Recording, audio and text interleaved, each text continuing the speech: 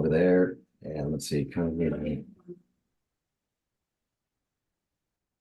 Well, while Jeff and Carrie are figuring out their plug-in camera, I want to introduce you guys to them. I actually have known them for over a decade. Carrie and I started working together at CMG back in the day. So it's been a while. Yeah. We went into two separate routes, right? Right. Carrie went into the broker world and I went into the banking world.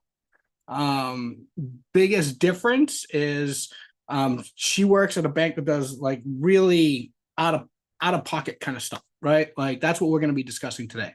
I want all you guys to understand what non-QM means and what types of loans that that could be done through the non-qualified channels, rather than just there we go, rather than just the traditional typical you've got your conventional loans, your government loans like VAs and FHAs and USDAs, and then your jumbo loans, right? So that's kind of like I'd say 90% of all the loans out there are kind of like living the regular world.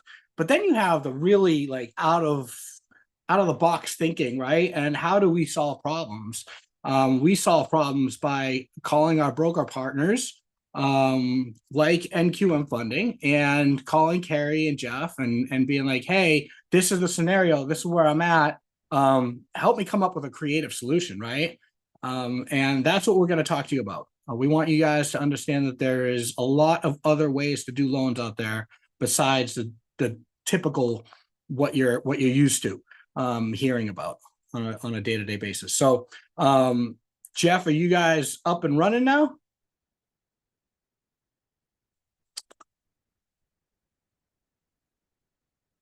I think you're still muted, buddy. Can you see my screen? I can see your screen. Now I can hear you too. Yeah, great. Excellent. Good morning, everybody. I don't know what's going on. This camera is not working, but I don't really want to restart my computer to do that. So I'm glad you can see the presentation though, and you can hear my voice. So let me just get over into my office real quick.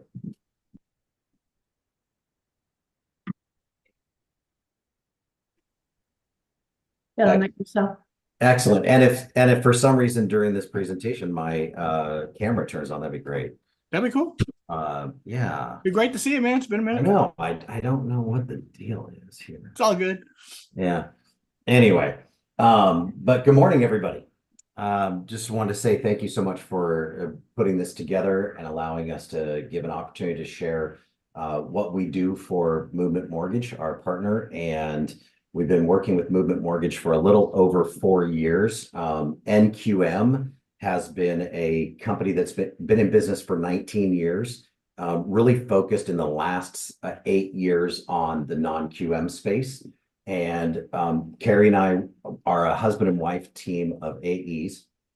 So both of us have been in the business 19 plus years. So we know a little bit about what we're talking about, but you know, we always just have had an affinity to have a relationship with Movement Mortgage because about 4 years ago, when we brought them on with another company that we worked with, we probably did about 35% of all of Movement Mortgage broker out programs. And then now with our new company that we've been with for a little over a year, we do about 70% of all Movement Mortgage's broker out programs. And one of the reasons why that is because about a year ago, we developed a relationship with Mass Mutual. Mass Mutual is the second largest mutual insurance company in the world. They're a $500 billion company. And what that means to our customer is that all of your clients, all of your buyers have and borrowers have a larger sandbox to play in as far as programs that are offered to them, both on a jumbo loan program and on an alternative loan doc program. So obviously we could see today the movement has been going towards non-QM over the last 3 years because there's a lot more flexibility in what we call non-QM. And just to explain non-QM for just a second, non-QM just means a non-qualified mortgage. It's just not qualified for it to go into a government pool of insured loans. What that means is that there's no mortgage insurance on these loans, and it means that the government is not supplementing a loan. Let's say it defaults.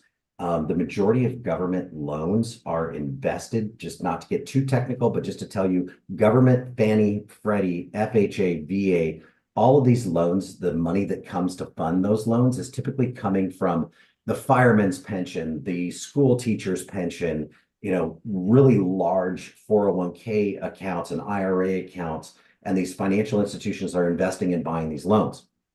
In the non-QM arena, it's Wall Street. It's a separate set of secondary buyers that pool these loans and own them and hold them in their portfolio. Companies like Mass Mutual, companies like New York Life, some of the most stable financial institutions in the world are buying and funding and servicing non-QM loans today, because the non-QM client is typically your self-employed individual. So it's the individual who, let's say, in general, writes off the majority of their income on tax returns, but they're still making the income. It's an individual who has a 780 credit score, but because they're self-employed, they just can't qualify with 2 years tax returns. Maybe they're averaging down, or they're just writing off too much. Or the investor who wants to buy more investment properties, but they just already own too many investment properties and they can't bring on that 13th property or 14th property. We don't have any of the rules as far as how many investment properties one investor owns. Also, in the non-QM space, we offer the investor a very unique program who's buying an investment property to not even have to present their income. So what we've done in the non-QM world is we've taken a commercial property purchase. So for example, if I wanted to buy a 7-Eleven down the street, I would present the financials of the seller, and the financials of the seller would qualify me as the buyer, and the money to qualify, or the strength of the operation of that 7-Eleven is what allows me as a buyer to buy that property or buy that business. Now in non-QM, we have now done the same thing with a single family residence, meaning that if somebody wants to buy an investment property, we don't have to put the employment or personal income on the application. Now we can just put what the rents are that are being made on that property, whether it's rents that the appraiser puts down as a average rent that's expected to be earned off of that property, or whether it's a short-term rental property and we can use 12 months worth of short-term rental history, or we have software programs that we run on the back end to where we can take a look at a short-term rental income property, run a software program that looks at 5 different short-term rental properties that are within a mile or so of that short-term rental property. And it's going to grab the data from Airbnb, VRBO, a couple other different short-term rental sites, and it's going to tell us that that specific property makes $175,000 or will make approximately $175,000 a year in short-term rental income. Then we can use that rental income to offset the principal and interest, taxes and insurance payment on that specific property. And that's the income that's used to qualify. See, and we can't do that with a qualified mortgage. You cannot do that with a We have a whole spreadsheet where we got to ding you for your mortgage payments and your interest and the depreciation and all these other expenses that you have. And then at the bottom line, like what you have left, and everybody like writes off their rentals at a loss, right? You're lucky if you wash out when you do it on a conventional basis.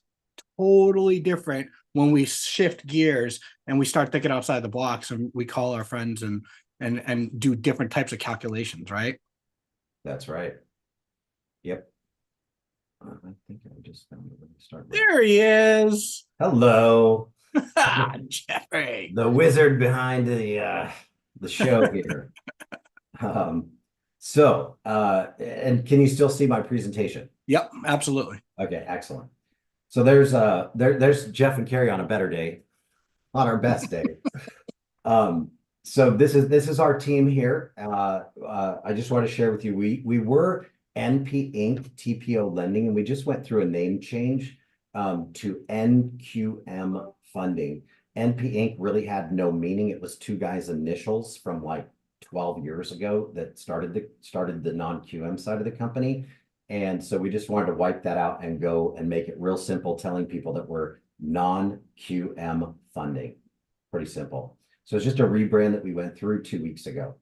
On the backside here, again, my name's Jeff, and this is my wife, Carrie. We're a husband and wife team of AEs. So the benefit of that, Carrie and I have worked together for several years.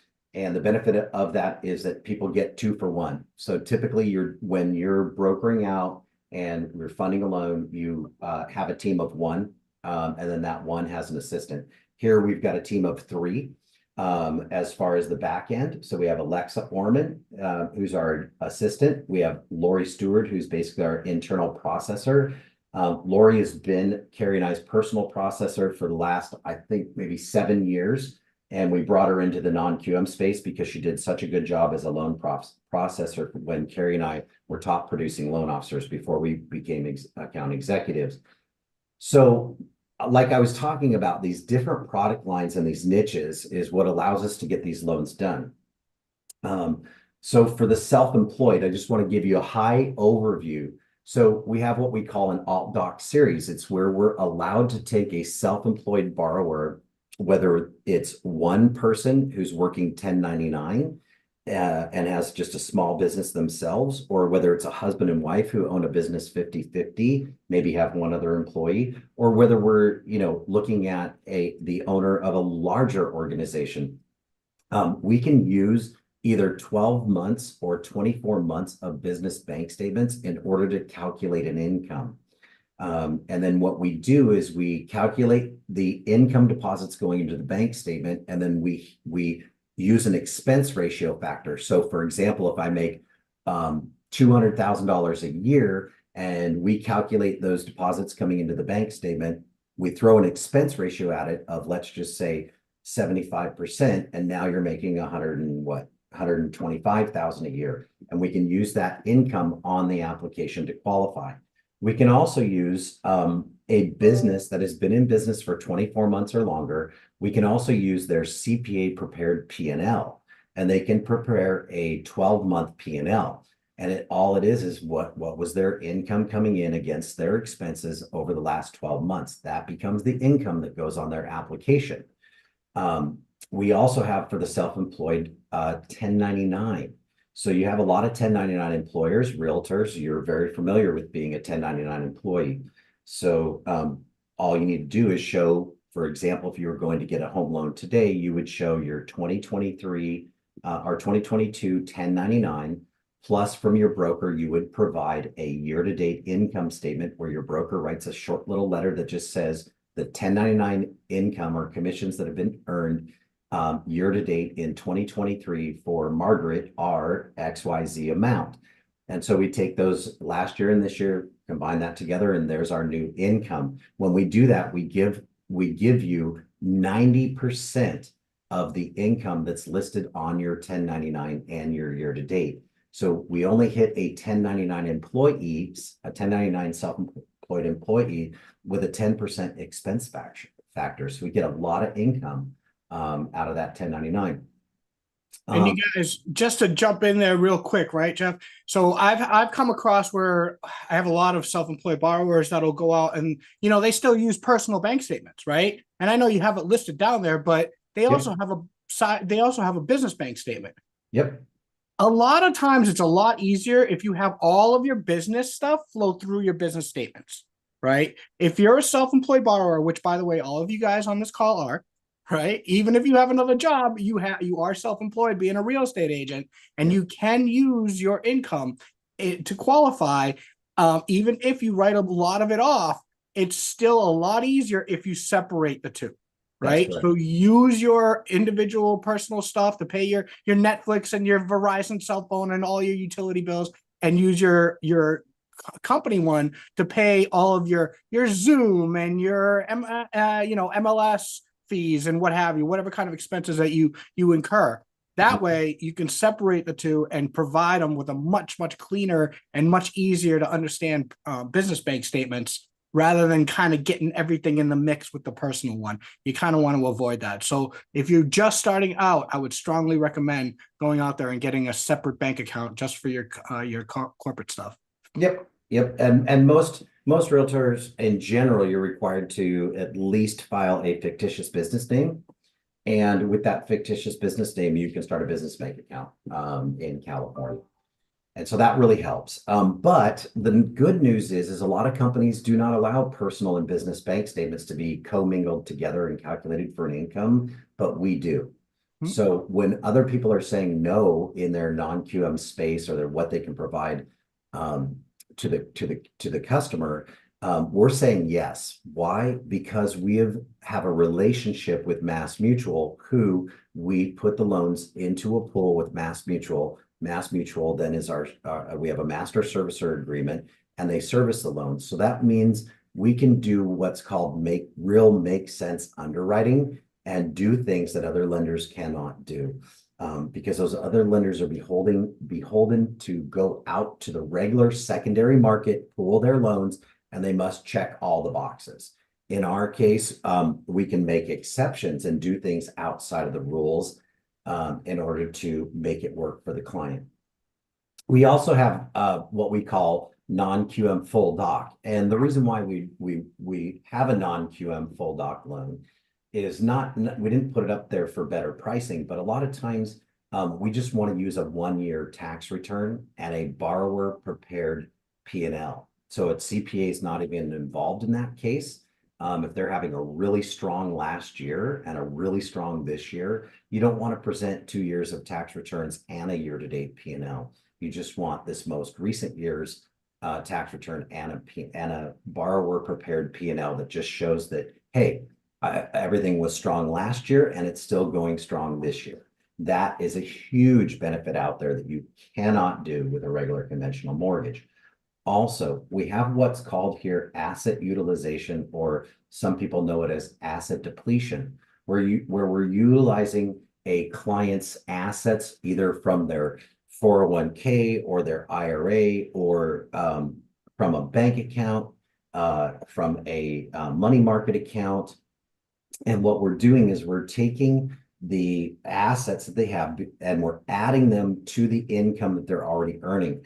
So let's just say that the income that they're earning qualifies them for, only a $750,000 loan amount, but they have no choice. They're in a market where they need to get a $975,000 loan amount.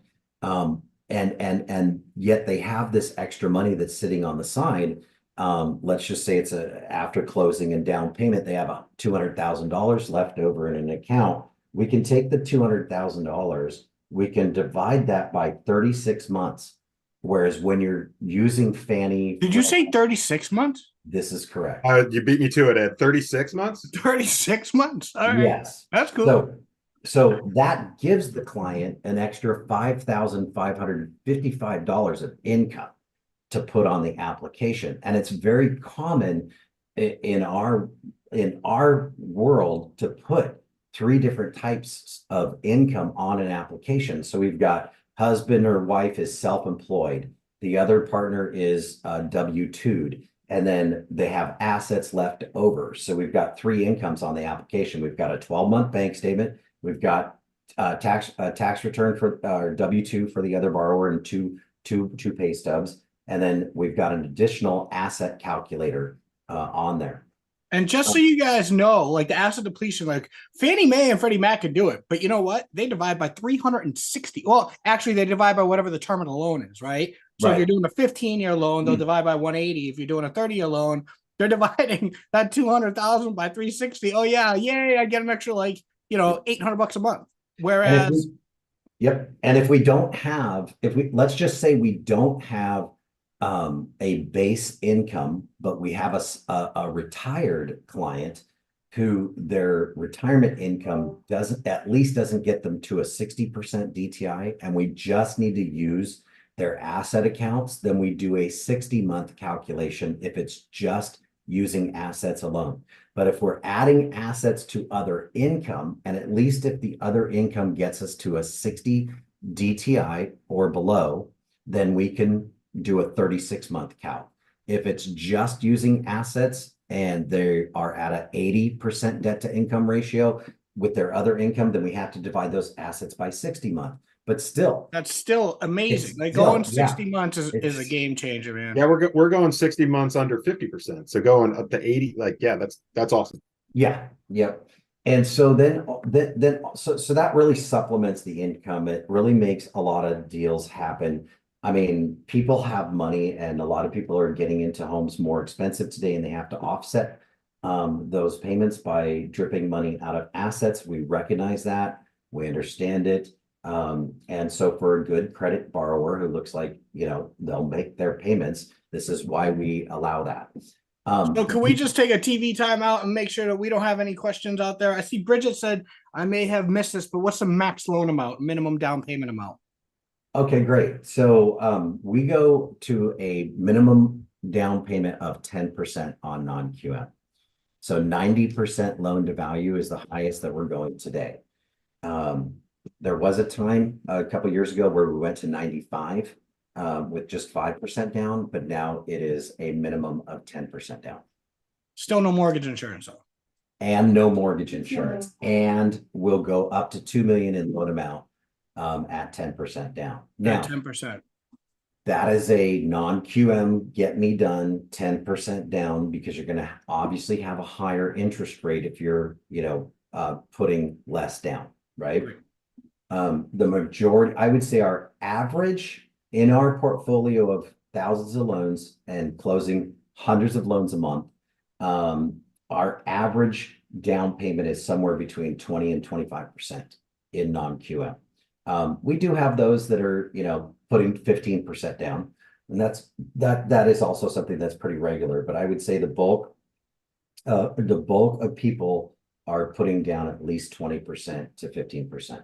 And I'm sure there are break points with the more you put down, the better rate you're going to get anyways. So That's Yeah, I imagine, Jeff, and correct me if I'm wrong, under 20% gets pretty brutal as far as rates. The 15 and the 10%, we're once you hit a lot further off than 20%. Yeah, I mean, you're still in play if you're at 15% down, but once you start going over 15%, once you go less than that, it's a get me done, right? And you're setting that client up to have that home loan for making at least a minimum of 6 payments, right? On the EP, that's an early payoff, Yep. right? So that you're probably only structuring them to make 6 to 12 payments on that loan. You're going to be watching for either their equity position, or you're going to be watching for a time where you can lower their rate and bring more money to the table to get them the payment they want. We'll go up to a total of 8 million. We have a super jumbo that goes, Carrie, is it 5? We just came out with a brand new super jumbo loan that goes to 5 million. So a lot of people over the last year and a half have been capped at 3.5 or 3 million, or even 2.5 million in loan amount for non-QM. We've consistently led the pack. There were a lot of companies that were selling out to the secondary market, other non-QM companies, and now they're actually selling their bulk of their loan packages at the end of the month to us. And then we're moving them over into Mass Mutual. Okay, I'm going to get into the investor. Because before you do, were there any other questions, you guys? Anybody? Because I know we're kind of diving a little bit deeper into stuff that you probably never heard of, but I just want to make sure, giving you guys an opportunity to jump in here. No? All right, let's keep going. Okay, great. Love it. So I just wanted to share with you, just real quick, we have, nicknames and stuff. I won't get into all that right now, but just in general, we're seeing the bulk of the loans come in right now for investment property purchases and for foreign nationals and for ITIN. So we're getting a lot of ITIN borrowers, which is huge because most people don't even deal with ITIN clients, but ITINs are a very popular product right now. Foreign nationals are purchasing homes like you wouldn't believe. And not only homes, but they're purchasing investment properties. So with a foreign national, up to about 2 years ago, you could really only get them into a single family residence. And then over the last year, we've been able to do 1 to 4 unit homes for foreign nationals. And now we can do 5 to 10 unit and mixed use properties for foreign national. Huge opportunity. It's a big market out there. They've got money, sitting around, and they want to invest in America. Also, just to give a note, like, we don't go down to like a 560 or a 580 or 590 FICO score. So we're really not that, FHA or, we're not that get me done type of loan. We keep our portfolio strong by saying the minimum FICO that we're going to accept is 640, but we will allow for clients who have just been in a bankruptcy and are out of a bankruptcy at least 1 year now. Our loan amount minimums are 125,000. Our regular Flex Prime program goes to 3.5 million. And then also on our debt service coverage ratio, which I'll get into in a minute, that's the investment property loan where I was talking about just qualifying off of the rents, whether it's a short-term rental or a long-term rental, or whether it's a mixed-use property where it's a business and residential in the same property. So we'll go up to 3 million on those. And then we have a Select Prime Super Jumbo. Like I said before, the minimum loan amount on that is 3.5 million, $1 all the way to 5 million. And then we have minimum FICO scores on those of course, 720 for all clients on the loan. And the reason why we have all borrowers is because we do have a program that allows the higher wage earner FICO to be used for qualifying for interest rates. It's a really important niche to understand what you guys can do with a self-employed or even a wage earner, husband and wife, or a couple different borrowers on the application. We can use the higher wage earners middle credit score for qualification purposes and keep the co-borrower on the application as long as they have a minimum of a 540 FICO score. So you don't have to drop them off of the application and say, oh, now I can't qualify for as much home as I want them to buy because I have to lose one of them because they have such crappy credit for some reason. We can actually keep them on as long as they have a minimum 540 FICO and use the higher wage earners FICO score for qualifying. So you have someone who's got a 780 FICO score and they get a 6.99 or a 7.99 interest rate, and you got a 680 client and they make a little less than the other one. We don't have to touch that 680. Their interest rate's not going to go up by 1%, and we don't have to drop them off the loan for qualification purposes. So that's a really cool niche that we offer that others do not. Another thing is that for our Flex Supreme program, we have a minimum of a 680 credit score on that program. Basically, the Flex Supreme is just offering somewhere around a 0.625 to a 0.5% interest rate betterment on that program. So it's like a really high prime type client, but they're using alternative documentation to qualify their income with us. Some of our key niches here are basically we can go all the way up to 8 million loan amounts right now, which is very rare in this environment. It was just 12 months ago where there was no bank really going over 2.5 million, and still a lot of the banks out there that are non-QM stop at 3 million.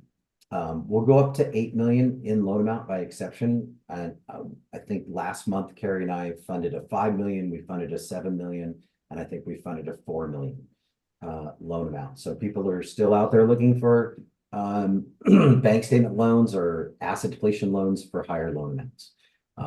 Doctors are still working, brain surgeries are still happening. So high LTV thresholds, like I said, 10% down payment on full doc or alt doc, 15% down payment still on investment properties and second homes. So 15% down, being able to go up to 85 LTV on an investment property without paying an 11 or 12% interest rate. This is where we come into play, and where you really win more clients, and you're able to help your clients that want to buy fix and hold properties or let's say properties that aren't total fix and hold, but just a little bit of remodel and hold, we have programs for them. So we also still do condo tells, and believe it or not, I'm really surprised that the condo tell market is still holding, but it is. People are still purchasing condos in Mammoth, and condo tells. Like I said, foreign national purchase transactions are up.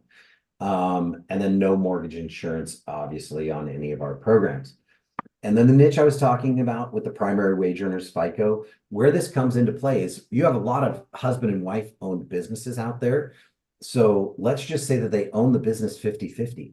Well, we do a bank statement income calc, and we just give the higher FICO score, whether it's the wife or the husband, we give the higher middle FICO score client $1 more in income, and now you don't have to drop the other person's income off of the application. You can keep the other person on, and we'll grade it off of the higher FICO score. So isn't that cool? It's a niche that it wins deals, it saves. All of our investment properties, you have the opportunity to invest in an LLC or a corporation. So just want to let you know that that's really popular. A lot of people right now, they want to be very discreet in their purchases, and they want to have the tax advantages and all of those things. So they want to keep a property or put a property into an LLC or a corporation. Will allow that type of vesting right at closing. So it's not something that you have to tell your client they can take care of it with escrow afterwards and pay all these fees to title and escrow to take care of all those recordings afterwards. They can do it during the processing of loans. So they vest in it at the time of closing. We also have on our investment property programs and our owner occupied 2-to-1 buy down. So that really helps. Obviously 2-to-1 buy down gets them a lower payment for the first, second, and third year of the loan. And then we have non-occupying co-borrowers allowed. I mean, right now, how many with the level and the cost of housing right now, a lot of parents are like, I want to help out my kids. I just don't know how. Well, I can gift them part of the down payment. Well, in this case, sometimes it's not enough. They need to come on and use some of the non-occupying co-borrowers money. Also, there are people out there who have no investor experience. They're either living at home with mom and dad, or they're currently renting an apartment. They've got a really low overhead, but they want to start buying investment properties. Most companies say, no way, we're not going to do it. Well, we allow for that with no investor experience. You can have an individual use our debt service coverage ratio program to purchase their first investment property. Our cash out on a refinance can be used as reserve. We also are really hip to the current market right now, and will allow cryptocurrency to be used for funds to close or reserves, either Bitcoin or Ethereum. I don't know if that's how much that money, I don't know how much those are worth these days, but I've seen it and we've used it, and it's helped us to close more deals because they're using the reserves they have in their cryptocurrency. So we still do non-warrantable condos and condo tells. I'm seeing more and more non-warrantable condos out there. I'm also seeing HOAs being a lot more strict about what type of information they're putting on a condo cert. And that information through geocoding and the information submitted to Fannie and Freddie, it just seems like they're paying attention to it. And lots of good condo complexes are losing their warrantability. I don't know if you've seen that in your market, but I've seen it all over the United States. It's happening right now. They're just getting more and more strict. And we still do that. So non-warrantable condos with high investor concentrations, and condo tells. Here's another little niche that nobody else has out there, and that is for a client who, let's say 12 months or 6 months or 9 months of post-closing reserves are required. We can actually run DU. So when a file is submitted into us and someone's using bank statements or asset depletion or a combination of incomes, any one of those programs, you can run DU in our portal. And as long as DU comes back and says 0 reserves are required, then zero reserves are required. That's very unique because most of the time when you're brokering out to non-QM, you've got to pony up and your client after closing has to have 12 months or 6 months reserves, principal and interest in the bank. Yep. Yep. So Jeff, real quick, and I don't know if I'm jumping the gun or if I missed it. Did you discuss as far as the DSCR what the ratios are? yeah. No, I have not yet. Oh, okay. Sorry. So going into asset utilization, I was just going to get right into the DSCR because I think that's really important.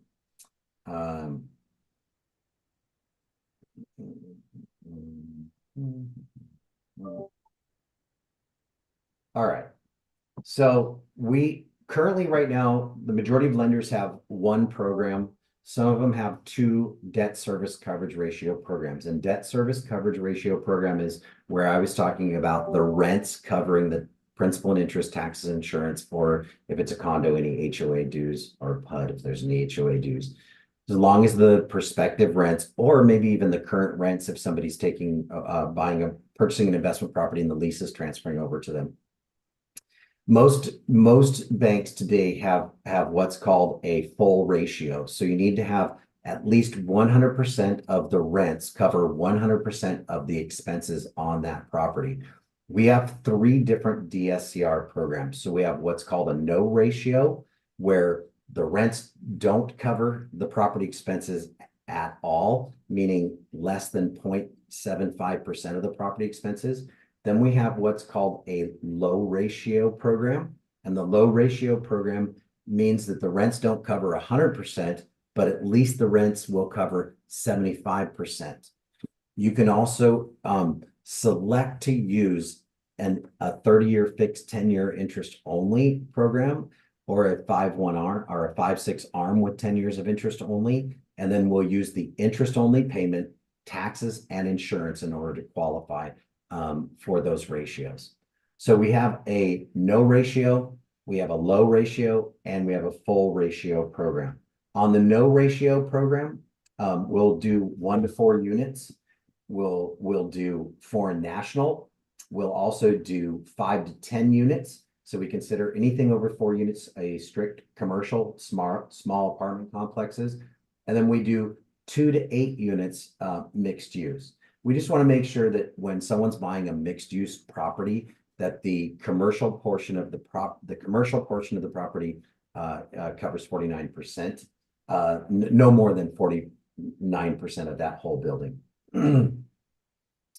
AirDNA, that is the software program that I was telling you about that creates that little niche for us to be able to use the prospective Airbnb or VRBO income that's potentially going to be earned on that condo or that short-term rental property. And so basically we just require that the property be in what's called an MSA. And that's basically just a short-term rental market area. So that would be like, all over San Diego, near Disneyland, by the beach, most of the areas in Florida. If it's by a lake or in a popular mountain town ski area, a lot of those in Colorado, a lot of those Park City, so it just has to be where there is a active short-term rental market area. So on those, we'll go 25% down. Remember, it's an investment property. So we're going 75% LTV. And we will use the AirDNA report. I don't think I have one handy to show you right now, but we run them every day. And so when normally you would run, you would order 1007 and the appraiser would put down the long-term 30-day rental amount. And let's say that property gets $3,500 a month in rents.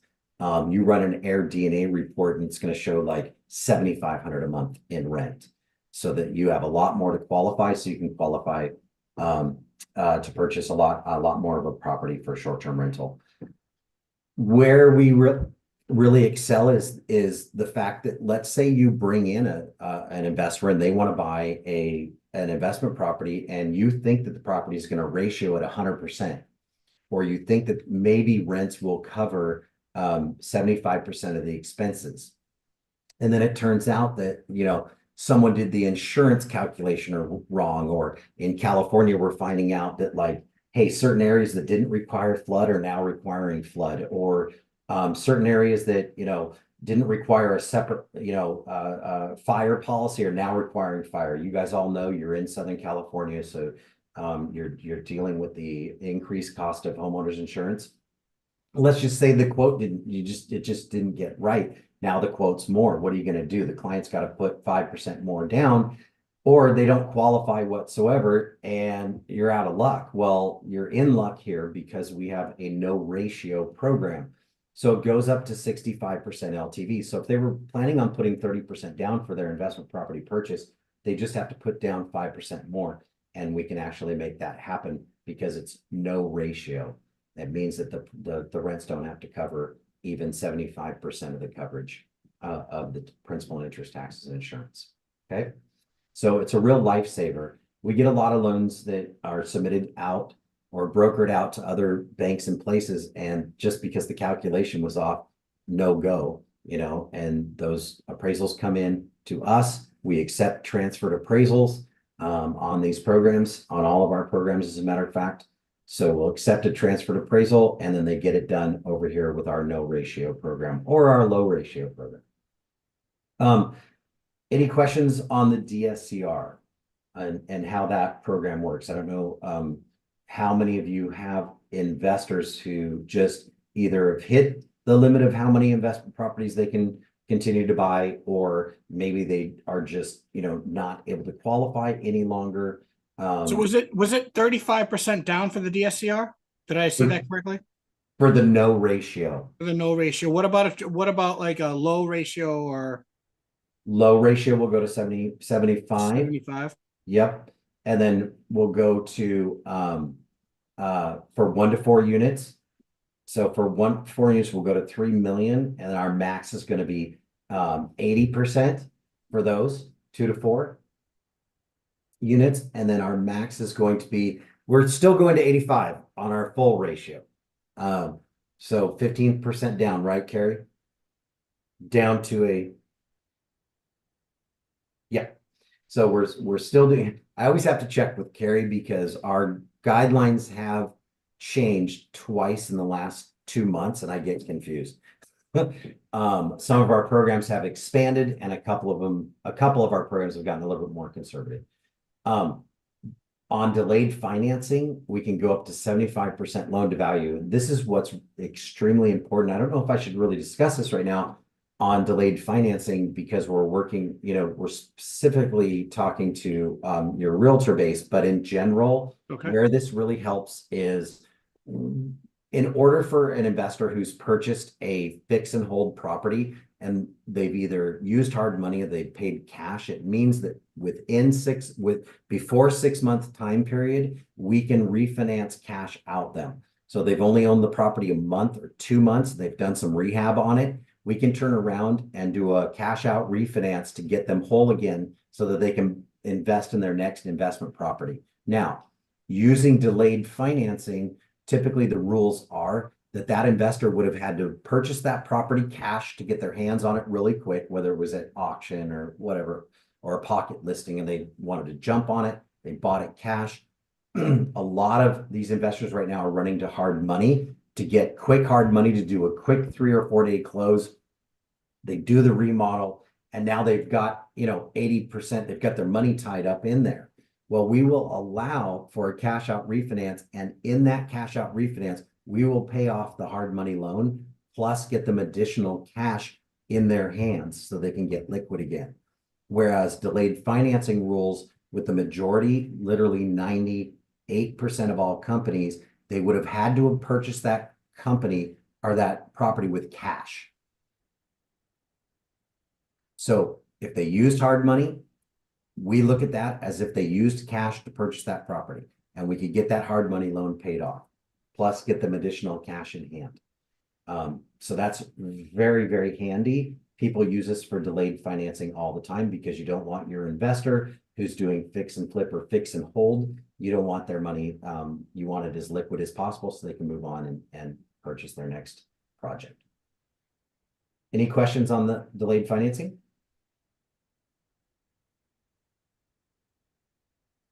typically, typically your investors would have to wait 6 months before taking cash out of their property. So that's why I mentioned it's a great little niche to use. Okay. 5 to 10 unit residential units, very popular still. We see a lot of this inland right now. A lot of the investors are getting older. They're getting out of the market. Younger investors are coming in and wanting to buy their cash flow properties. And we're able to help them do that. So we can go up to 3 million loan amounts. We can use our DSCR program for that. And then we can also go all the way up to we can go over 10 units by exception. But here I think 10 units is really, that's really where we like that cap. So we just need to make sure that all the units contain a full kitchen and a bathroom. Foreign nationals, like I said, are eligible, and it's a huge market to be able to say that foreign nationals can buy a income cash flow multi-unit property today. When it comes to a property that is either 5 units to 10 units, we do require some investment or investor experience on that. But it's not like they have to own some other 4-unit or 5-unit or 6-unit property. All they have to have is in the most recent 12 months that they've owned one investment property, and that could be a investment property condo or an investment property single family residence. We just want to make sure that they have experience working with tenants. And then our DSCR mixed use 2 to 8, still very, very popular. I went over that a little bit earlier, just making sure that the commercial space of that building doesn't exceed 49% of the total building. Let's see what else is really, I think our credit term niches too. So 1 to 4 year seasoning for a chapter 13 and a chapter 7. Or a short sale or deed in lieu or foreclosure. We will allow multiple 30-day lates within the most recent 12 months. We will have a 5% reduction in the total loan to value if they have multiple 30-day lates, but we'll go up to a 3 times or 1 times 90. And then our loan terms. So we created a 40-year fixed for the purpose, obviously, of people qualifying, making it easier to qualify for the debt to income ratio. We also put a 40-year fixed with 10 years of interest only program together. The reason why we did that is because if you typically look at your client who wants a 30-year fixed with a 10-year interest only, their qualifying payment is going to be based on a 20-year fully amortized payment. So we introduced the 40-year fixed with 10 years of interest only, so that when qualifying them on the qualifying payment, it'll be based on a 30-year amortization, fully amortized payment. Does that make sense? So we give your client 10 more years of interest or 10 more years of amortization, which lowers their payment for qualification purposes when they choose an interest-only program. We're also offering the ARMs, and we also offer lower fixed rate, and interest only is available on all of our products up to 80% loan to value. And that concludes, I could go into our super jumbo stuff, but I think I think that you have a grasp that we will go up to 8 million loan amount. We'll go to 5 million on another program. So really we're that source for large jumbo loans. I don't think I need to go into many of the details on that, except for the fact that if you have a loan amount that's over 5 million, it won't be able to be priced out in our system. So we have a desk that meets, and they meet together as a council once a week. So if you have a loan amount that's over 5 million, you just send us a copy of the 1008, 1003 credit asset statements. We send it over to them. They meet once a week, and we usually get an answer within 3 to 4 days of what loan to value and what interest rate and what program we will allow that client on. So we're usually doing, as a team here, Team Mendenhall, we're usually doing about two of those to 3 of those a month of the super jumbos. Is there any other questions we can tackle while we have a moment here? Oh, can I hit I-10? Do we have time for that? Sure. Okay, great. So I don't know if Some people are not familiar with the difference between an I-10 borrower and a foreign national borrower. The definition is really this simple to try to keep this into your mind. You have a client who lives overseas and they have a primary residence overseas and they want to buy a second home or an investment property in the United States. That is a foreign national. Foreign nationals typically have no credit built up in the United States yet, or not enough credit built up in the United States. So foreign nationals, we allow no credit report in our system unless they're, let's say they're coming from Canada, who has a very similar credit system. You can pull a Canadian tri-merge credit report, and we will use the Canadian tri-merge credit report for that foreign national. But just think, a foreign national is living and working and earning their income outside of the United States. Now let's move into the I-10. The I-10 is someone who is here living and working in the United States. They've been granted an I-10 by the IRS. It's a social security number that starts with a 9. That social security number allows them to file a U.S. tax return. And we have a requirement that they have, that any I-10 borrower has filed the most recent 2 years of tax returns. But your I-10 borrower is here in the United States illegally, as far as documentation for their residency, for them to have permission to be here in the United States. But the government allows them here for whatever reason, or for the reasons that they are on their path to citizenship, but they have been living here, they're contributing, they're paying their taxes, they're working either for United States employers or they're self-employed here in the United States and making a difference in their communities. The majority of them are. They're doing very well. Obviously, it's important for us to be able to serve them, and so we can serve them through the ITIN program. So what you'll recognize is that you'll pull a credit report. You'll pull it with with a number that starts with a 9. So it's not 99999 like you see on the screen. It's just starts with a 9. So that's one way to see if someone's a 1099. So we will go up to 2.5 million in loan amounts and a minimum loan amount of 125,000. Excuse me, I'm gonna take a sip of what I thought was water, but it's coffee. That's good. There is a minimum of 20% down payment for an I-10. We used to be at 90, and then we went to 85, and now we're sitting right there at 80. The majority of the market is at 80% loan to value for I-10s. We want a minimum credit score of 640, but we will go to a DTI of 50%, where the majority of I-10 programs out there are capped at 43% debt to income ratio. If they already own a primary residence and they want to take cash out, we'll go up to 75% LTV for that. And we'll go to 70% max LTV on second homes and investment properties.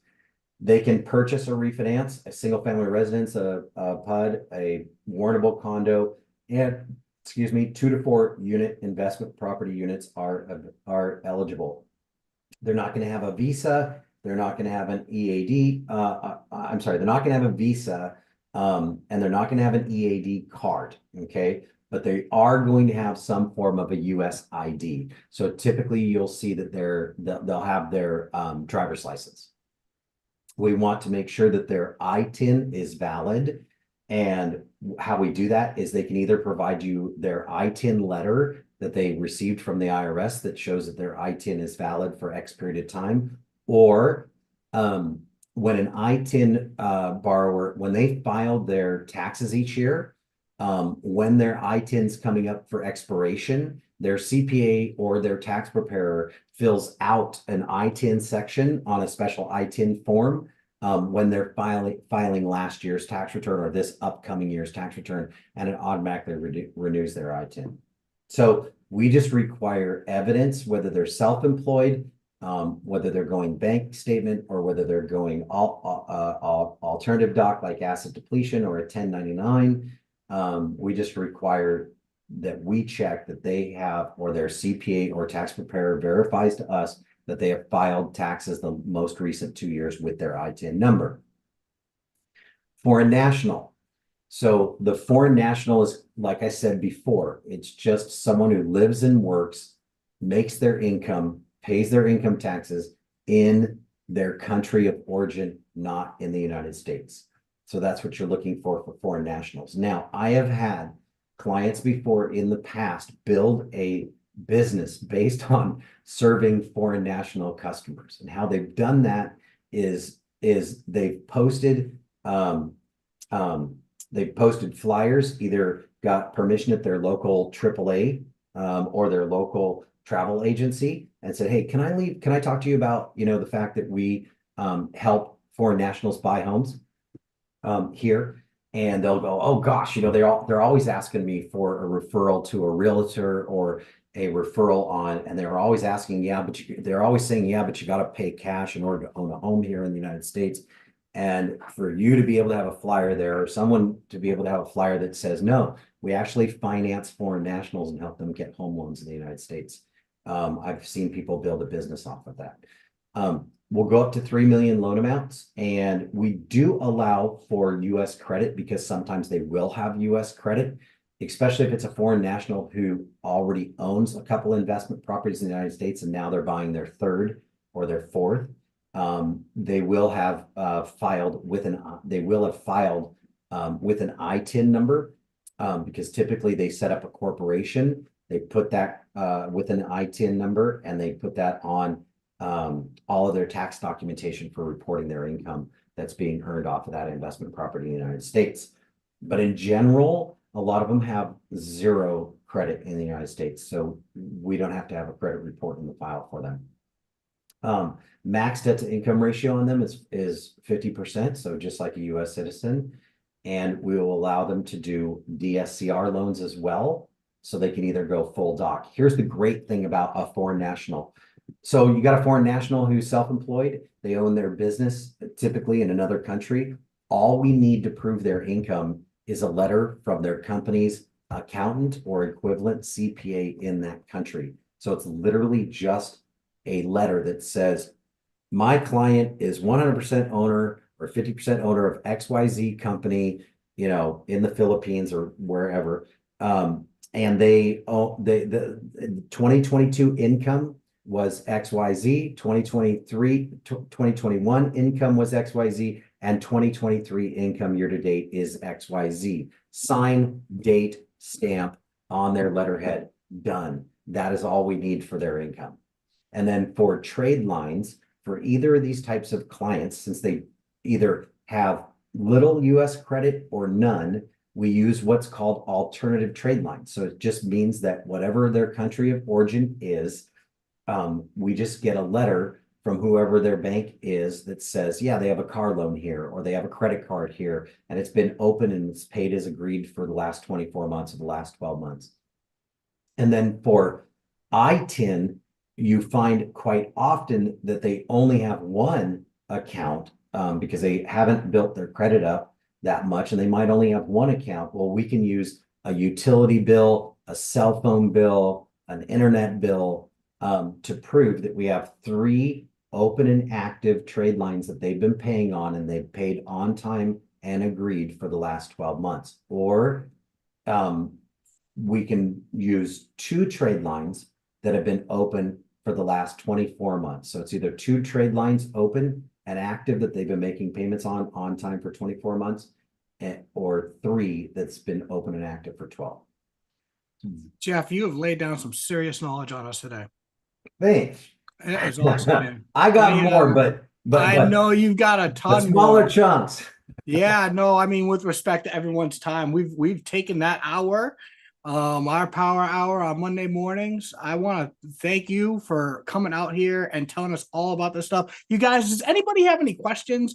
There's so much information that Jeff threw at you guys. I know, and it's next level. I mean, this is not beginner stuff, right? This is not like, hey, I'm doing a conventional loan, putting 10% down, I got great credit, or I'm putting 20% down and buying my first home. This is like, I can't figure out how to do that loan. I'm calling Jeff. Yeah, right. For the no ratio, it's just 35% down and a good credit score and ownership of an investment property, and you handle the rest. That's right. Yep. So you're really, That's what I mean. It just seems too easy.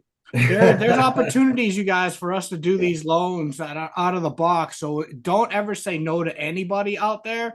We can always think out of the box as well and do what we can to help out and make these happen, make these things happen, make these purchases happen, right?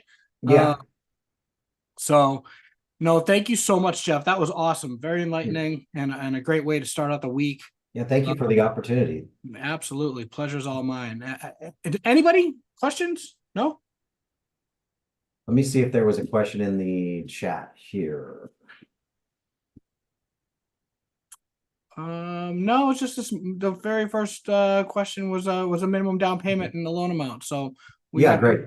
Yeah, Awesome, and guys. I'll tell you, one of the things is that Carrie and I, we've been doing this for so long, and really, I spent 16 years as a loan officer, and when I started doing the non-QM and the jumbo stuff, I started going, oh man, this is a real headache to look at things from a different perspective. It's like learning all over again. So after a couple of years of handling some really, really high line clients and larger portfolios of the self-employed, I said, my best position is going in and helping my fellow loan officers, training them and helping them do what I've learned and feel like I've mastered. And so that's what I spend the majority of my time doing here. Is Carrie will price loans and she'll go through scenarios like that, but I like to help educate you so you know that you know what you can and cannot do. And then if you just don't know at all, I like to sit down and show you how to structure something that you just have no clue on. And I can do that. Or even if it's something you might be feeling comfortable about, but you're just not quite sure, I'm not an underwriter, so you can be honest, you can be open with me, tell me all the guts, the inside of the story, and then I'll help you with structuring, towards the end goal of setting that client up for success.